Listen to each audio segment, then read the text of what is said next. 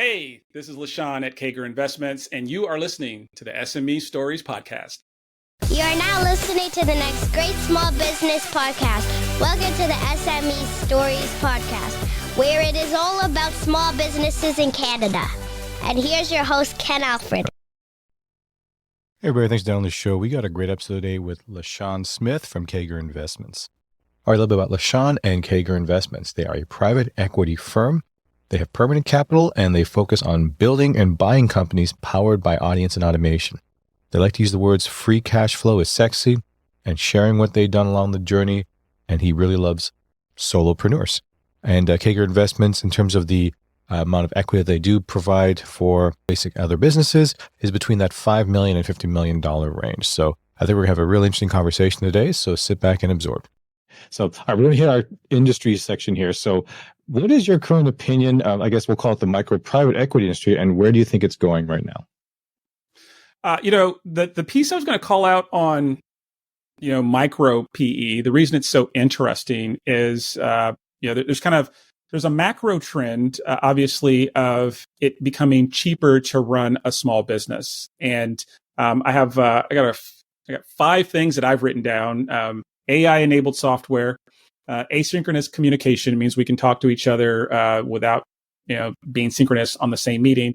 Access to fractional talent, organic marketing that we talked about, and zero negotiation sales. That used to not be an option. And what that is, you put your rate card, you put your price on your website, you don't discount. There's no salesperson you can eventually get to who's going to, cut 10% off the price.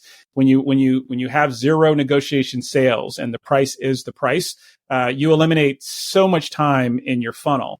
And so these are 5 things that I've identified that I believe are allowing small businesses to both increase their chance of success, not just survival, but being able to thrive, and generate outsized income, and cash flow. And so that's, I think, at the core of it. And then there's also some of the obvious things. There are other business influencers out there, folks like Cody Sanchez, who talks about boring businesses, buying the HVAC company, buying the plumbing company, buying that local monopoly that is not going to have competitors from big startups or people in other countries because it's a local service. So what I've been trying to do is find the balance of those 5 attributes I talked about, and somewhat boring, but still playing to my strengths with our which is software. And so back to kind of the point for micro PE, there's just a lot of people aging out of their roles, and sometimes I talk to folks and try to explain what I do, and they're like, "Well, why would that business be for sale if it's making money?"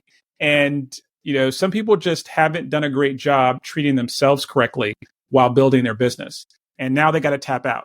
They have health issues, or they've neglected their family, or, they've just aged out to the point where they just don't have the same energy. And so there are a ton of great businesses that are for sale. I say, don't just go chase anything that has the right financials, kind of play to your strengths. I have this personal North Star that's 6 words, 3 sentences: know thyself, make things, stay free. And that's not, a general edict to everyone. That's like to LaSean, like, this is what LaSean you need to do. And so when I look at a deal, if it doesn't make sense for my values and what I get excited about, like if I'm not going to be energized getting on my weekly call with the CEO of that company, like it doesn't matter if the numbers look good. I'm just not buying that company. And so what's changed is the cost to run a profitable small business is really been reshaped by technology and how we communicate and how we market to each other. And if we have the right combination of those tools and the right frameworks, driven by systems-based work, it's never been a better time for somebody to own and operate their own very small business. Well, yeah, I think that you touched on a great point there, actually, LaSean, is that a lot of people, when they get into business, they don't think about, selling it. So I think a lot of people, especially with the pandemic, it was all about what kind of gig should I add? Because let's say they weren't happy with the job they were in, and, or they just wanted to try something new because, maybe their company closed down, right? So if it was one of those professional hands-on services that during the COVID, you couldn't do anything anymore.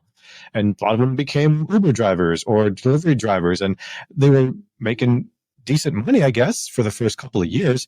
But if they started opening back up again, then they're kind of stuck. It's like, okay, now what do I do? right? So I think a lot of people, when they go into it, they don't look at the exit strategy. Like I used to do a car detailing business back then. And a lot of it was, okay, when I'm done, I'll just try to sell off my equipment. It wasn't on the idea of like, do I have clients coming in that they can now work, or they can That's be it. for the new owner. They're not thinking about stuff like that. So I guess it kind of goes into, if you're going to go into business, I guess think of the end game, right? What is the goal? Is the goal to pass down to your kids if you have kids, or pass it off to someone else? Or is it literally, it's just once I'm done, that's it? Yeah. I mean, here's a quick and dirty version of how to think about getting your business for sale. And these are some of the things that I look for. But let's use that auto detailing example, because what I love about that are, anytime I see a professional service business, it's not going to have the same economics of as software or something. And so, but that's okay. Like that's the key message I want folks to understand. It doesn't matter if you have a one-to-one time versus billing type service. Like you can still that can still be a start of your path. But if you were going to take this auto detailing business, what I love about that particular example is it demonstrates very well. It has a transformation in the service. And so, showing a dirty car, then a clean car, that's great for TikTok. That's great for IG. Like there's all sorts of ways where you can turn that into effectively free advertising. And so I want to look at, is this business owner creating, kind of natural moments to create content? They're not saying like, on Saturday, I create, no. While you're doing the work, how can you create content? So that's one of the first things I look for. Number two, do they have a CPA who has their numbers and their books in order?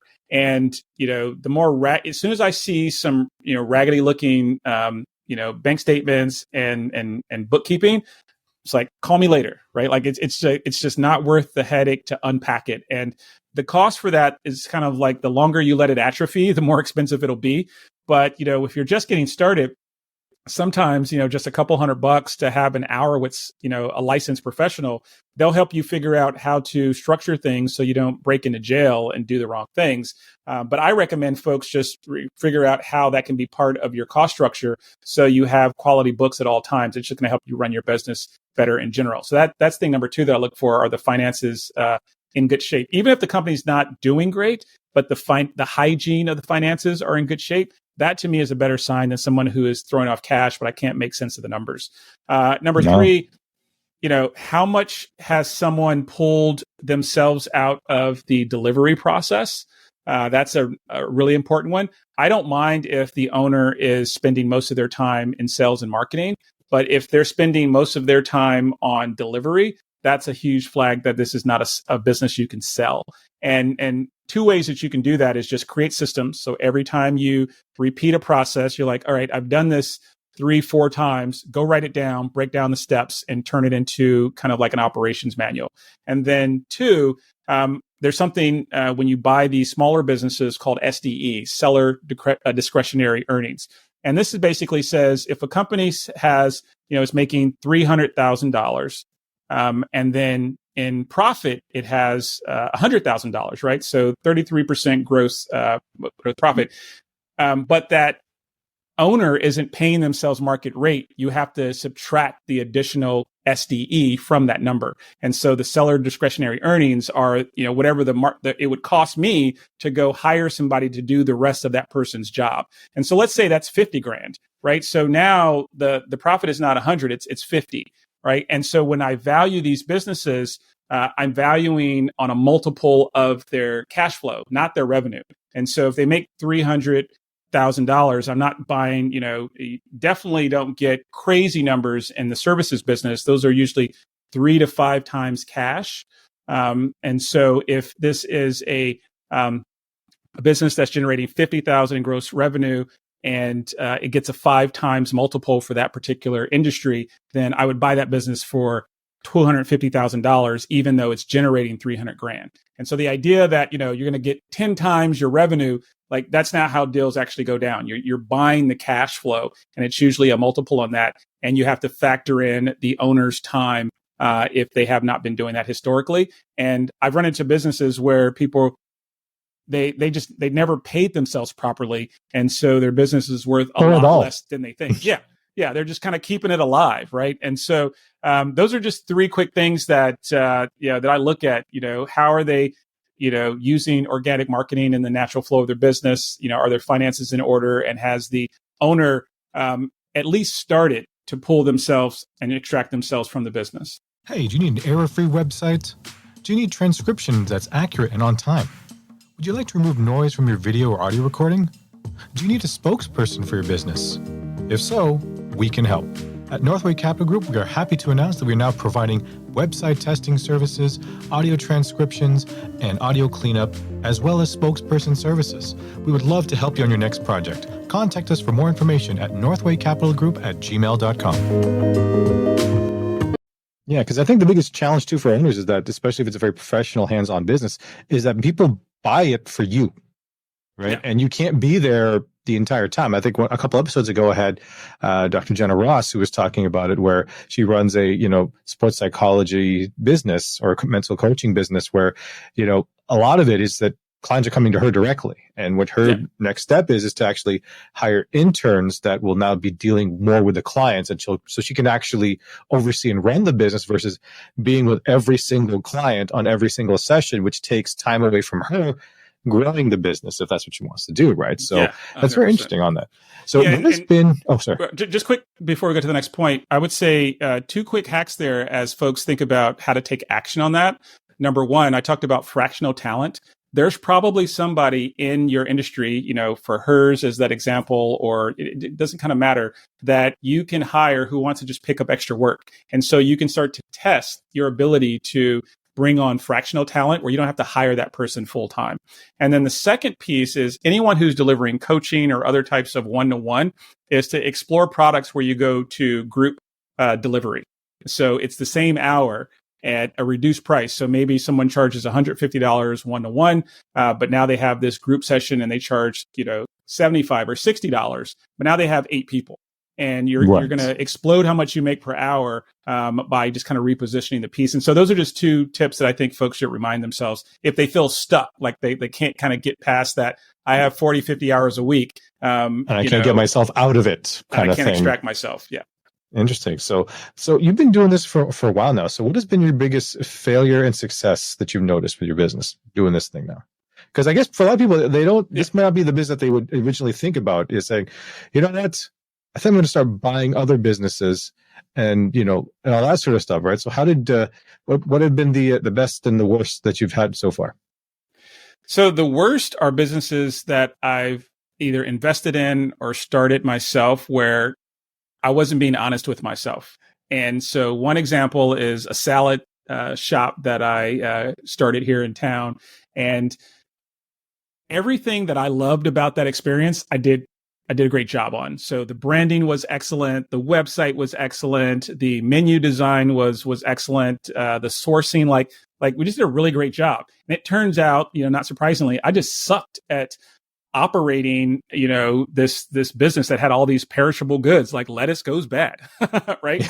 And, I'm a media and software person. And while that seems very obvious, once you get to the day-to-day operational muscle, I just didn't love it. And as a result, when it got hard, I just wasn't really, I wasn't ready to really grind it out. And so most of the lessons I've learned is when I've started a business that I either didn't care about the product or I didn't deeply care about the customer. And so that's, I think, one of the most important things, don't chase the bag, as they say. Go find an audience that you really care about, and then figure out how you can create value for them. And then go figure out what product you're going to sell them. And I think that's really critical. So my lessons have been from not staying true to myself. And that's why that North Star that I shared starts with know thyself. I have to know who I am so I don't go down paths that may be great for someone else, but not great for LaSean. Oh, that's great to hear. And what would be success so far? I mean, is there a certain business that you got that you really thought, wow, I really love the business. It really goes to my values. Is there anything like that? Yeah. So I sold a business a few years ago before I actually started this new business. And what I really learned about that was the reason I call that the success or my greatest win is it teed me up to have the confidence to go do what I do now. And I didn't make a ton of money on that deal, but the reason it was powerful is I owned 100% of the company. And, that's called the cap table. And you think about, who owns what percentage. And then there's all these software products like Carta and others that will manage all of the equity positions. So imagine someone has, ownership in Nike. Like, how many different people have ownership in Nike? Is like, that's a massive problem. For private companies, it's not that messy, but you might have 80, 60, 50 investors at various levels. And so the cap table is a representation of who owns what percentage of a given company. And if someone says they have a clean cap table, that means there's not any weird side deals or funkiness on the ownership. If someone says they own 100% of the cap table, that means they own the whole company. And there's no outside investors. It's just a really clean deal. And on that deal, I didn't make like crazy go buy an island money, but I really learned the power of being able to negotiate without having to think about how to serve limited partners or other investors, because you have to be a good steward of their resources. And so somebody says, their money pretty much, right? Yeah, exactly. And so as you get to different seasons of your life, if you go take startup capital, that's typically going to be, a 5 to 7 year, sometimes on the outside, 10-year commitment, right? So you're taking money from someone to make a 7-year commitment to your life. And what I learned from that experience was just the power of compounding your cash more quickly with smaller wins. And from a just kind of a math standpoint, the ability to go take those small wins and compound them to something larger is actually a much more predictable path for most people than going for the big home run kind of gamble. And again, I don't think people should not do the big chase the big thing. Many times the big thing takes just as much work as the small thing. So I don't think people should think small, but what I learned from that experience was if you are the sole decision maker, you have a lot more autonomy to figure out what to do with this asset when you're presented with a liquidation event. Oh, nice. Perfect. All right. So we'll do our tips from the pro segment here. So now we have some more specific questions geared for it. So, all right. So you mentioned, being true to yourself and really loving the product or service. Is there any other factors someone should consider if they want to buy an established business? Yeah. So when people talk about the moat, and there's all sorts of arguments on, are there really moats? There's a great YouTube video with Charlie Munger and Warren Buffett talking about, there are no moats. But, your moats are just your unfair advantage, your defensibility of the business. And regardless of where you sit on the spectrum of how important those are, you need something about the business that makes it differentiated or protects it in some way.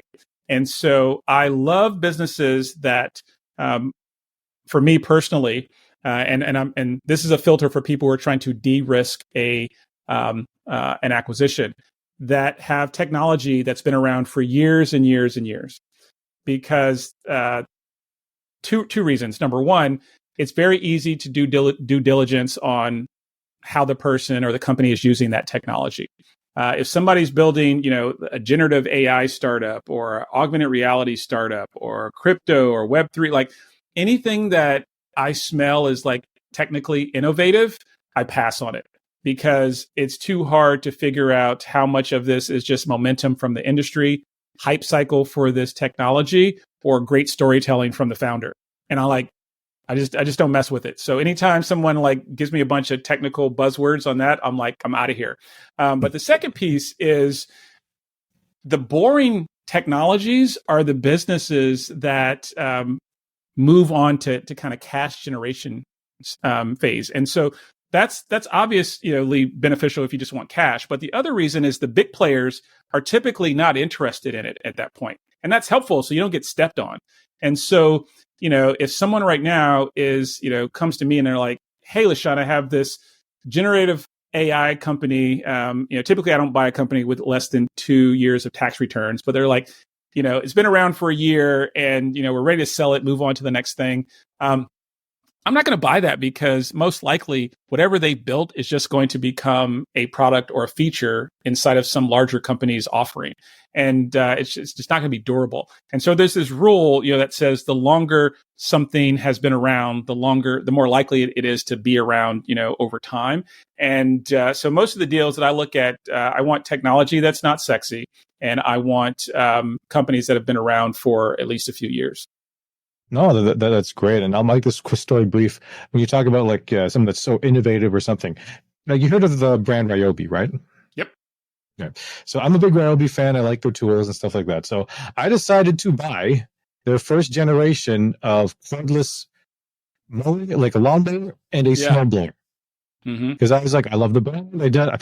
I learned after that to never buy the first generation of anything. Because when I bought it came with 2 batteries and had 4 batteries total. And I had the first mower. And if the grass was already somewhat level and just do a light trim, no problem. But the minute it was really high, you let it go for a few weeks. There's no way I can move it. Can handle it. Same with the snow. If it's light snow, no problem. But the heavy, plow piles you get, forget it. So now it's like, okay, I learned never to get excited about something the first generation of it because I love it though. I got to hear it first, right? But here's I think also what's a great example there is that's a brand that's established. And so it's not just that the company is fly by night. It's, they may be in a product category that's just not ready. And, my takeaway is these types of early adopter products, typically investors and customers pay the tuition for the entrepreneur. And by the third time the entrepreneur builds that product, it's going to be great. But why, as a customer or investor, should you pay their tuition? Thumbs down. I know. So next question here on this one here. I know we're a little over time, but I'll try to see if I can zip through these here. Yeah. So if I'm an actual established business, now you mentioned before about having very strong books, like hiring the right, accountant to make sure everything is in order. What else can, I guess, a business owner who's thinking of selling in the future to make their business look like a little bit better to someone like yourself? Like, obviously, we'll go based on not the new technically not innovative stuff or anything like that, but is there any little thing that they can do that help when someone looks at, say, okay, your company's worth a lot more than, than I thought. So. Yeah. So 2 quick actionable things. One, how brittle or durable is the customer base? I looked at a deal for a property and casualty insurance company in commercial real estate, and it was okay numbers. The multiple was a little bit high, but I mean, they're just throwing off a ton of cash every year. And so I think that the cost of that business was going to be around $7 million. And what I wanted to do is there's something in finance called DCF, discounted cash flow, where you're trying to figure out like $1 today versus $1 tomorrow are worth different things because of the timing element. And kind of similar to that, I was trying to look at, how likely is this existing cash flow stream, to be here, 10 years from now? And it didn't look great because many of those customers were aging out of the business just as the seller of the business was aging out. And so they had good revenue, but it was with other companies that had operators who are also aging out. And so those are going to become inflection points for those folks to sell their business and then likely lose that to, that policy to someone else. And so that's one of the first things I look at is how durable or brittle is the customer base, because that has a direct correlation to how durable the cash flow stream, and you're basing almost all your numbers on your ability to keep that cash flow stream going. So that's thing number one. And then thing number 2 is, the 6-month test. Folks have different names for it. Sometimes it's brought all the way down to 3 months. But if the CEO was to leave for 6 months, what breaks in this business? And the answer is always going to be a different answer, but it's a quick kind of rule of thumb to go figure out, all right, is it ops? Is it marketing? Is it delivery? Is it recruiting? Like where's the hole?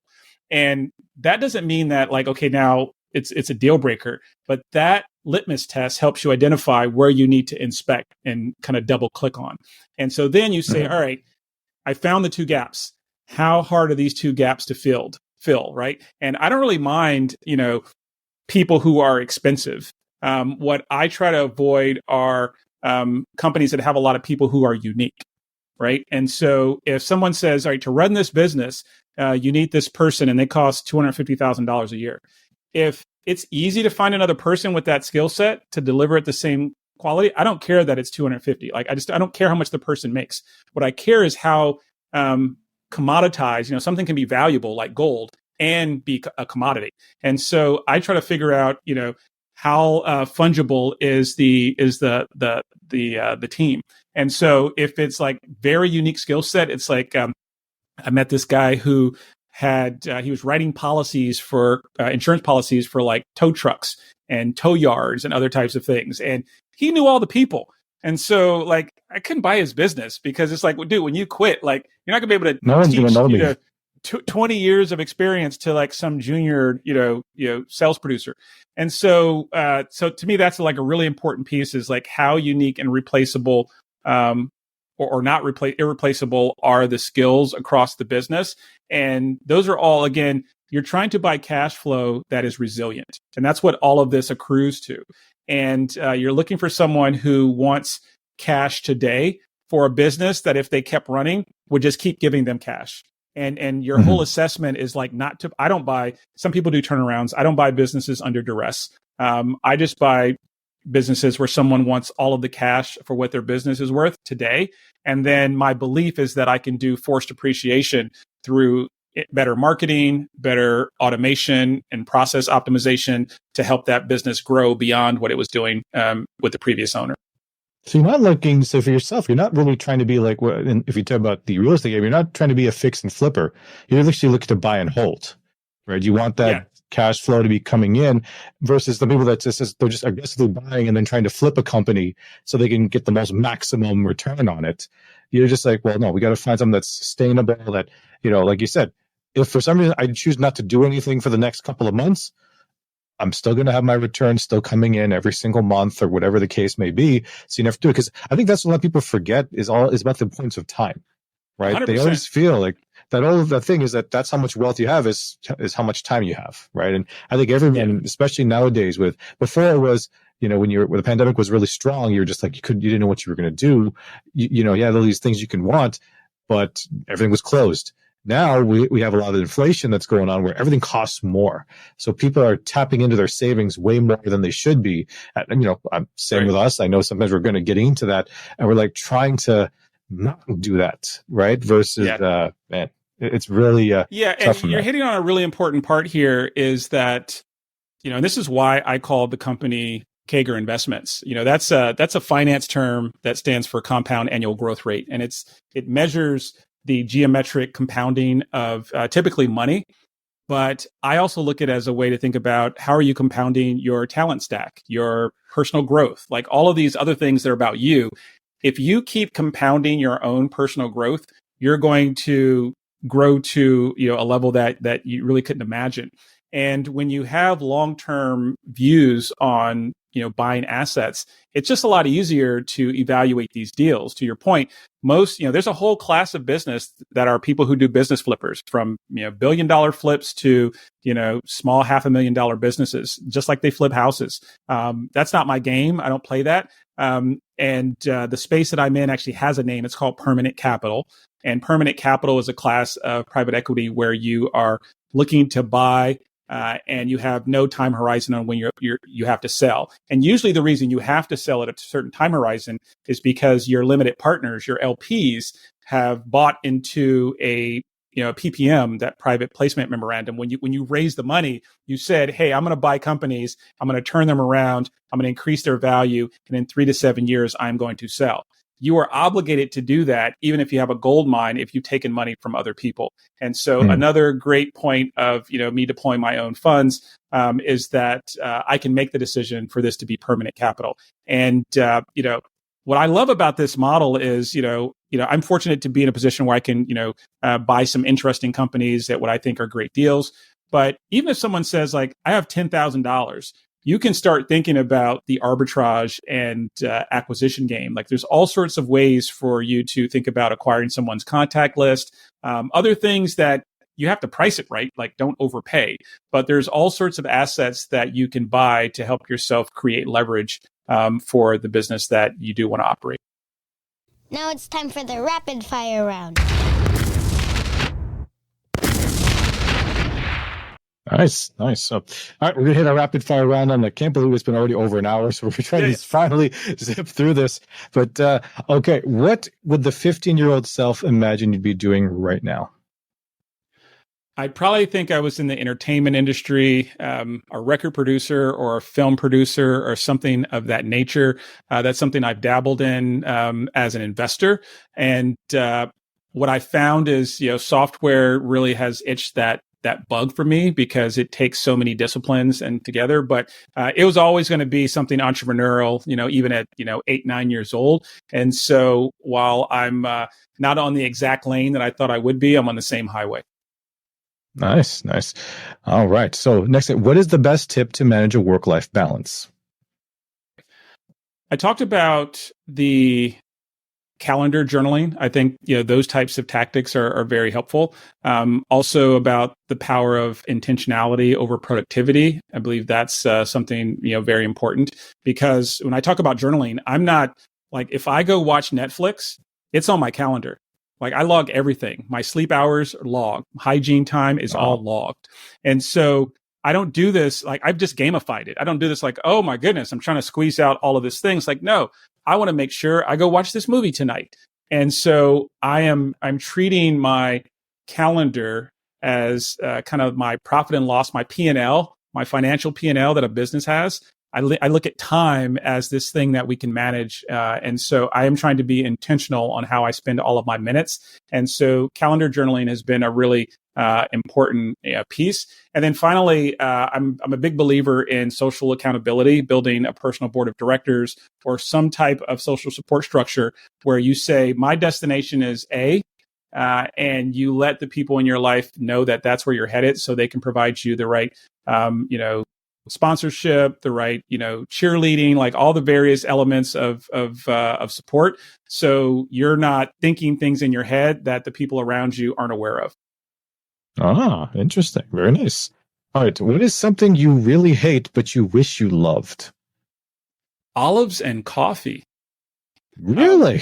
I say this, the olive piece is a bit more joking, but I went to, I live in Seattle. I went to a recruiting event years ago at Starbucks at the headquarters. And I, during the middle of this, and this was like, I don't know how many people they had, 20, 30 people in this room. And it was, they just did a really great job saying like, Starbucks is a great place to work. And they were recruiting us. And at a certain point, they brought out all these little trays of testers of different, roasts and different types of coffee. And it's not like I refuse to drink coffee, but I just saw the joy that some of the folks had on their face with that exercise. And I was just like, these aren't my people. Right. And anytime I see somebody getting a lot of joy out of something, I'm always a little jealous that I want to participate. But those and the reason I say that is, there's this concept of remembered happiness and experienced happiness. Remembered happiness is someone who went through a bunch of trials and tribulations, or they had a lot of effort to go deliver something, but it was worth it in the end, right? You have the kid who was always crying when they were young, all the commuting to take a child, back and forth to school. But when you ask that person years later, they're like, oh, those are the best years of my life. That's remembered happiness. And it's a psychological phenomenon. And then experienced happiness means like in the moment, you're getting a dopamine hit. Like you are high right then from whatever that is. And what I try to do in my life is design my life to have as many streaks, many compounding days of experienced happiness in a row. And so anytime I see someone who is, finding joy in a small thing, like drinking a cup of coffee, I kind of want in on that. And that's one that I've just never kind of cracked the code on. Oh, that's okay. Interesting. Coffee and olives. All right. Mine is durian fruit. Have you ever had durian before? I had it before. I wasn't as grossed out as I thought, but I kind of wanted it to be a thing. I'm like, no one likes this. And it's like this crazy thing. No, a lot of people like it. For some reason, even my family like it. Miss Kay loves it. My kids love it. Can't seem to. I tried it twice. I still can't get over it. Right? I can never get the right thing. I wasn't like, oh my goodness, this is gross. But I was like, Dan, this is not getting added to my rotation.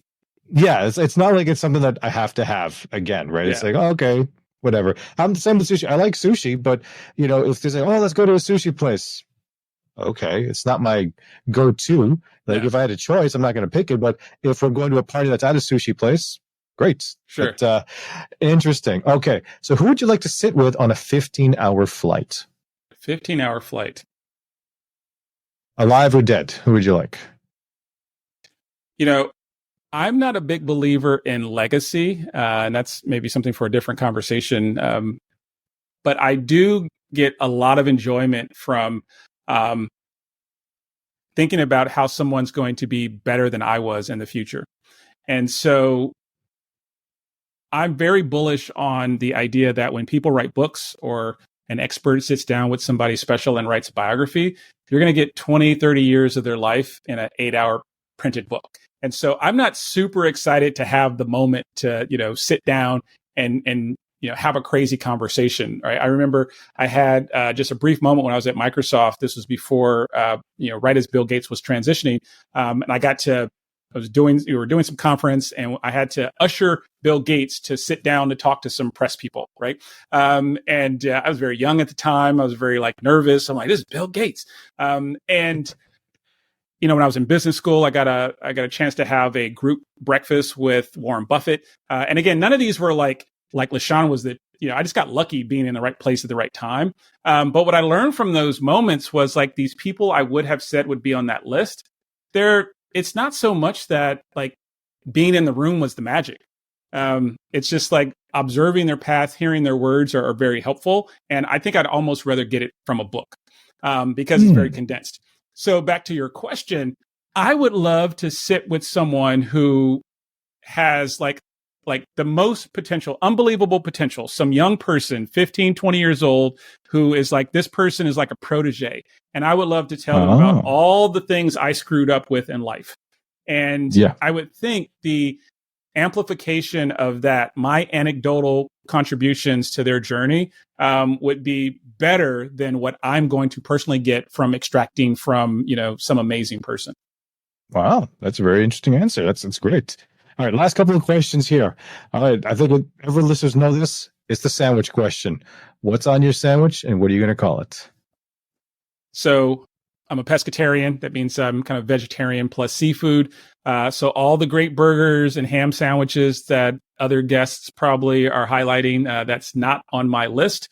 But I do love a great sandwich. There was I think it's still there. There's a neighborhood in the Seattle area called Ballard, and they have this place that does grilled salmon sandwiches.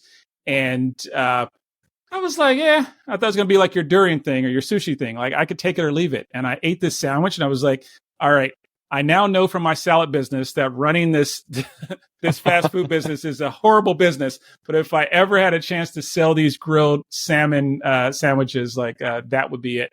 They were just fantastic. Wow, that's great. And I guess this already has a name for it, right? Yeah, I don't even know. Those places you don't know the name because the signage is so poor, but it's yellow and red painting on. As soon as you see it, you're like, that's it. But I couldn't tell you the name of it. But so they did great visual branding, poor naming. Poor name. We'll call it the poor name sandwich. There you go. So, all right, last question here. What is your theme song and why, LaSean? So that song hits, you're walking down the street, people know you're coming. My theme song. What's a good one? I have so many songs. There's a song from Jay-Z called Marcy Me. And most people aren't going to listen to it. It's it's old Jay-Z, right? So old is the newer records, right? Where people are like, I don't even know what that one is. And he's just talking about his journey and the juxtaposition of what he had to go through, the struggles of life and where he's at. And it's not a song about consumerism or let me tell you that I have a nice car or any of that. It's just this respect for where I came from is what shaped me and created and molded the environment for me to become who I am. And so I think that would be on the playlist. Nice. So any last advice that you want to give the listeners? Platitudes like dream big and shoot for the stars, the reason those are so powerful is because that really is the magic, but it's hard to make it actionable, right? Because it just sounds like it's nebulous. Okay, but what do I go do tomorrow? It's like motivational speaking kind of thing, right? Yeah. It's like, and so while mindset, I believe, is the kind of the fuel that makes many of these frameworks and tools go, I find that if you can have a great North Star, then all the micro decisions that you're faced with through the course of your day, you will compound to a much better place with that as your filter. So again, mine is know thyself, make things, stay free. If I have an opportunity where I don't get to do those things, I am going to say no. And all across our day, we're getting moments where we're being tempted to move off the path to the destination that we set, not that someone else set, that we defined. And the more you can find clarity on communicating your North Star to yourself, to your friends, to your coworkers, the better I believe you're going to be able to compound to another place. That is what CAGR is all about. It's compounding. And the more you can compound yourself in the direction where you're headed, the more velocity and inertia you're going to have. You're going to get there more predictably. And that's just amazing, right? We live in a world where, most of us are fortunate enough to be able to get to where we want to go if we put the right plan in place. Without a compass and a North Star, that's almost impossible. So I would start there. Yeah. No, that's great to hear. And so where can listeners reach out to you if they want to contact you? I'm real simple. You can find me on Twitter at LaSean. That's LASEAN. Or if anyone wants to talk about a business they want to sell, or if they're a CEO looking for a business to operate, you can stop by CAGR.com. That's CAGR.com. All right. Well, thanks for being on the show, LaSean. It was great to have you. It's great, man. Thanks, Ken. Have a great day. Right. Hey, do you need an error-free website? Do you need transcription that's accurate and on time? Would you like to remove noise from your video or audio recording? Do you need a spokesperson for your business? If so, we can help. At Northway Capital Group, we are happy to announce that we are now providing website testing services, audio transcriptions, and audio cleanup, as well as spokesperson services. We would love to help you on your next project. Contact us for more information at northwaycapitalgroup@gmail.com. Thank you for listening to the S.M.E Stories podcast, which is owned by Northway Capital Group. Please follow us on Instagram and Facebook at Northway Capital Group.